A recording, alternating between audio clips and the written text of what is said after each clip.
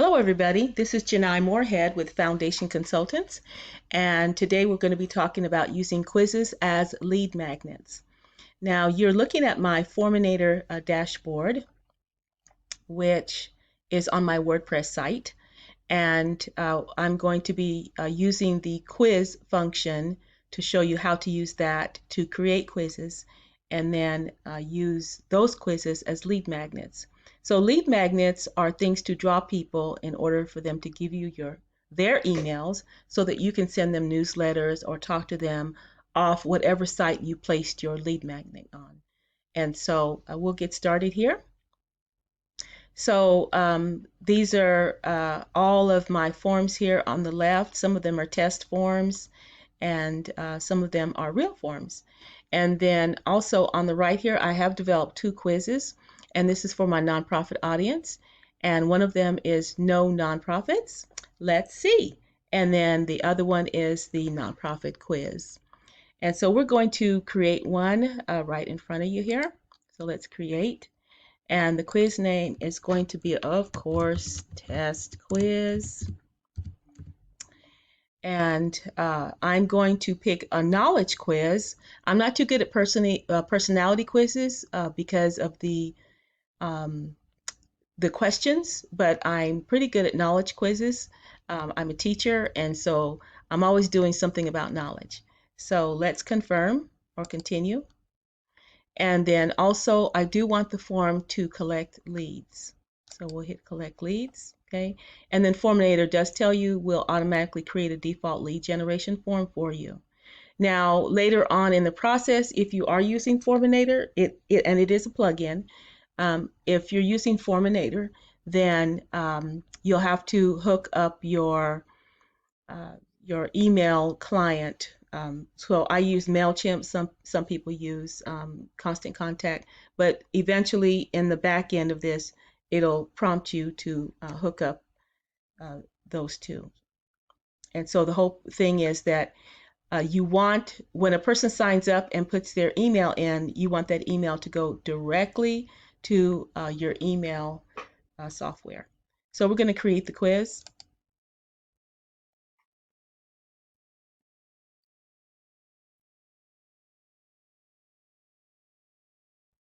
There we go. A little bit slow. All righty. So it's still in draft mode, but you do have a choice to do preview or publish. So no, we're not going to publish yet, rather. So on the title, okay, we can title our quiz to let people know what it's all about. So we'll just do a let's see.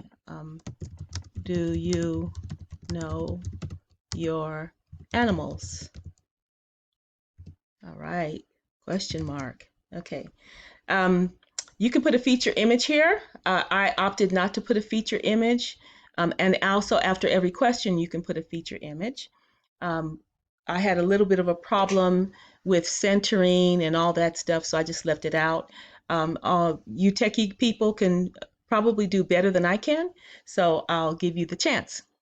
So, and then the description, you can put a description here. For time's sake, we'll skip that. And then we will start with questions. So we click that, and then we're going to add a question. Okay, and the first question is, since we're talking about animals, let's see, what is a trout? Easy. And then, of course, you can put an image here if you want to, okay? And then you can add an answer, okay, here. And a trout is a fish, of course. And then this would be the correct answer, okay? And then if we added another answer here, then we could say, let's see, an elephant. Of course, it's not an elephant. Okay. And we're not going to mark that the correct answer. And then we're just going to add the question. Boom, just like that. Okay. And so you can add as many questions as you want. In my last quiz, my last two quizzes, I only made the quiz 10 questions long. I did not want to belabor the quiz, but I did want to make it fun with fun facts. Okay. and you can add more to the answer if you want to. If they pick the correct answer, you may want to add a link to facilitate that, or you may want to add a something that gives them the answers at the end. There's room for at the end of this whole process. So now we're going to go to leads. Okay, we've only done one question. And then it says form placement. Where do you want to embed that generation form in your quiz? So the generation form is the form that pops up asking for your name and your email. So it asks, do you want it at the beginning of the quiz or do you want it before showing results?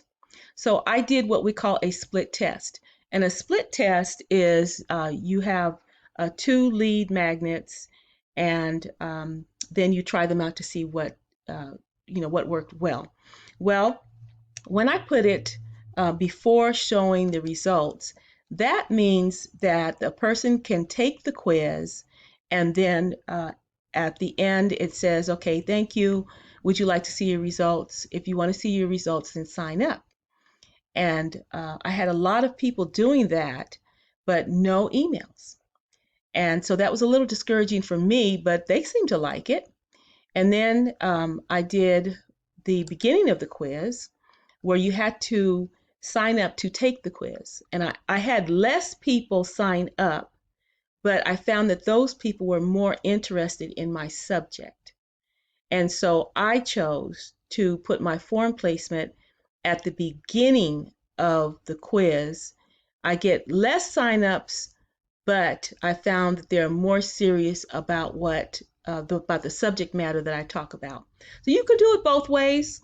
I just figured out that if I'm doing all of this for the purpose of getting emails, then I might as well deal with the serious people rather than the people who just like to take quizzes. Okay. So for me, you can decide what you want to do. For me, the form placement will be at the beginning of the quiz. And then you can let them skip the form if you want to. You can enable that, just skip the form, which is the sign up form, and just go straight to the quiz, or you can disable that. So I disable skip form, and so if they don't want to give me their email, then they just don't take the quiz. That's it. So that that may sound a little cruel to some of you, but that's okay. So, all right, and then you can um, deal with the appearance. I'm a straightforward gal, and so I don't deal with appearance too much. The appearance is somewhere else where I'll show you. Okay. And then if you want to make it pretty and all that stuff, you can do that. Okay. And then you can talk about behavior, uh, display methods, real time or on submission. I did pick real time. And then here we go to email notifications. Um, so what type of notification that do I want to give them? Thank you for taking the quiz, or do I want to add a little something in there, a freebie? And here's your integrations. Okay. I happen to use MailChimp, but if you have another type of integration, you can use it. And then there's even more settings that you can work with. Okay. So and then we publish it. If we're done, we'll publish it.